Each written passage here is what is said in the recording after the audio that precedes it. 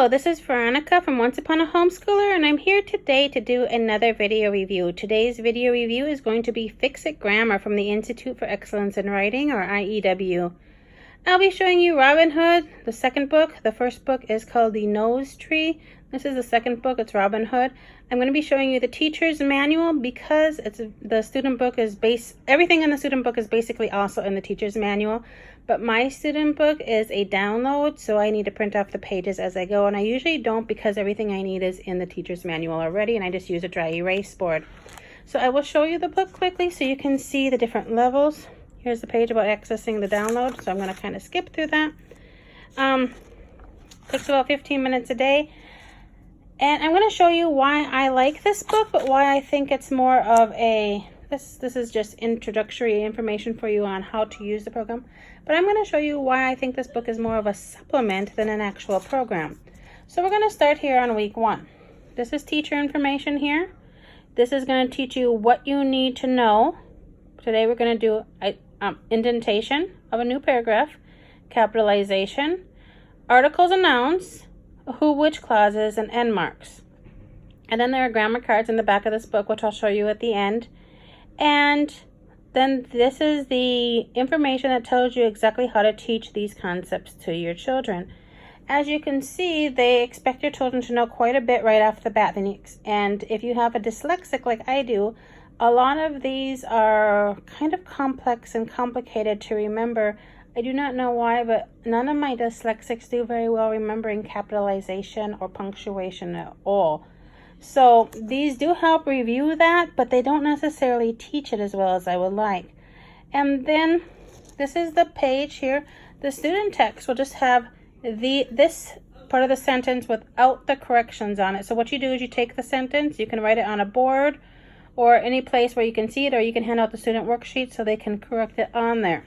The first thing you do is you need to find all of the errors and fix them. So you will fix the capital letters, the punctuation, things like that. The next thing you do is you work on the indentation. You teach them about the indentation back on the other page where I told you the lesson. Capitalizations, which words need to be capitalized, and that you don't have to capitalize the articles or prepositions in the middle of titles. And then the last part is to add a period since this is a statement. Then we're going to identify all of the parts of speech that are article adjectives and nouns. So, and it tells you here the answers there, so you will be able to tell your children which ones are which. And then your student goes over the vocabulary. Today's vocabulary word is in bold. So if you're writing it on a board, they ask you to write like the sentence in blue and the vocabulary word in red or something like that to show that it's a new word. And sometimes they know it, sometimes they don't. The vocabulary word is also on their worksheet. And then at the end, your student is supposed to get a notebook and start writing the story themselves.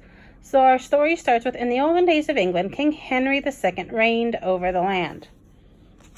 The next day, day 2, we're going to do another sentence. So we're going to continue our story. There lived within the green glades of Sherwood Forest a famous outlaw whose name was Robin Hood.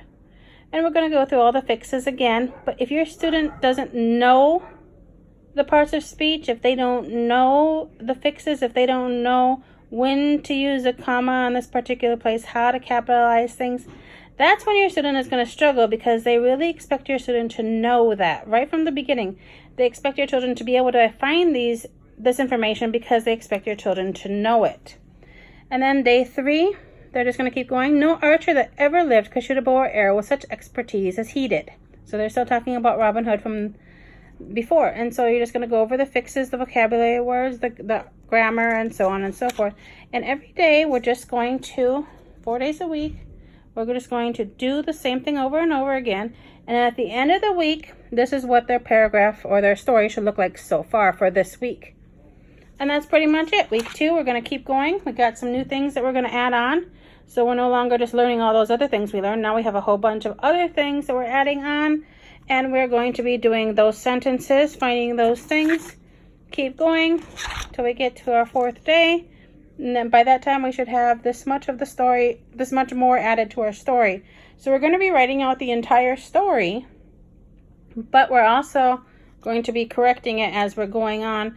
And as you can see here, when we're doing some of the words like it's and its, you're supposed to write down both versions, and your student is supposed to cross off the one that's incorrect and circle the one that is correct, so that way they know which one to use for the homophones and the homonyms, and stuff like that. So it is a good program. It is a strong program. Actually, by the time you get to like book 4 or 5, it gets really they expect quite a bit of grammatical knowledge. But it's not a program that teaches you so much as it expects you to find it, expects you to know it already. So it really, in my opinion, unless your student is a natural learner and they really get it, they're not going to be able to do it without more instruction than what the program offers. So that's why I like to use Shirley English first, and then use this as kind of a review once they're in like 4th, 5th, 6th grades. I usually don't even use it until middle school, actually, now that I think about it. But yeah, I probably use it around 7th and 8th grade is when I use the nose tree.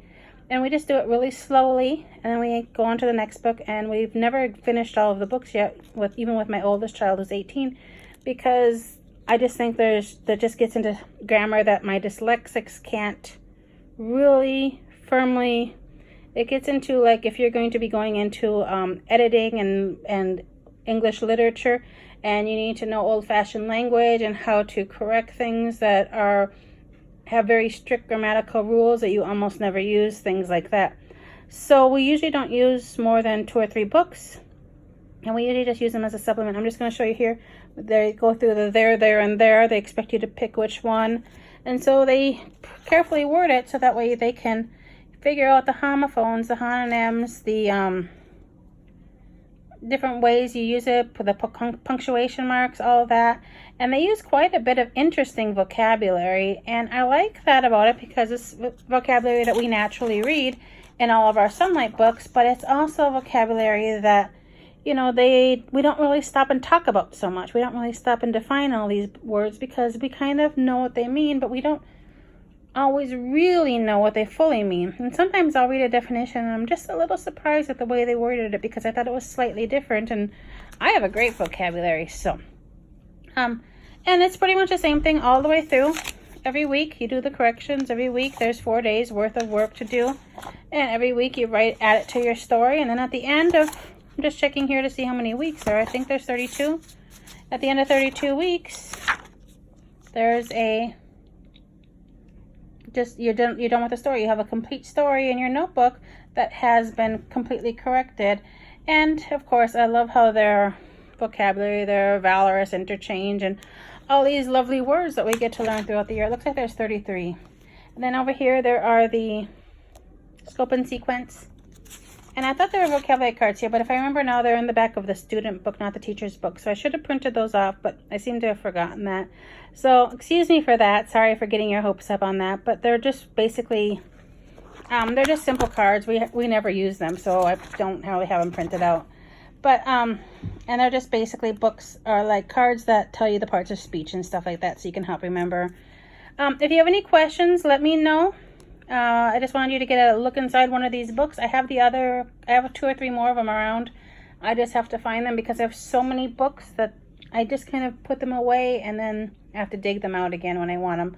And I won't be going through them for a few more weeks. So hopefully I'll find some more interesting books that you guys want to look at and just give you a view of them, so you can get a view for which books will help you. Because just because something didn't work for me doesn't mean it's not the perfect program for somebody else.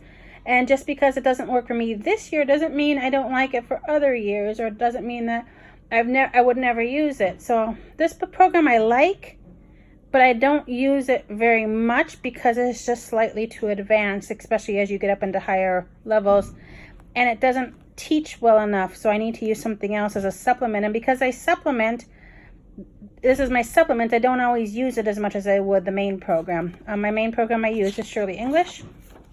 And I really like that one because it does teach all of these parts of speech to make them really, really easy to understand.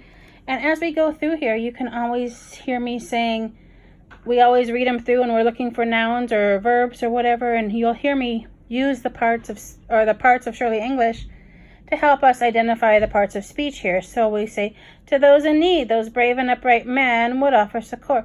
And then I say, who would offer succor? And they would say, men. And what is being said about men? Men would offer. A verb, would, helping verb, and so on and so forth. What is being, or which men? These men. What kind of men? Brave men. What kind of men? Upright men. Those are all adjectives. And so on and so forth. So we just go through it like that, and we would identify the parts of speech because we use that. But if we didn't have that as a background, we wouldn't be able to do it as well. So, I guess that's pretty much it for that. If you have any more questions, let me know. And thank you, and have a blessed day.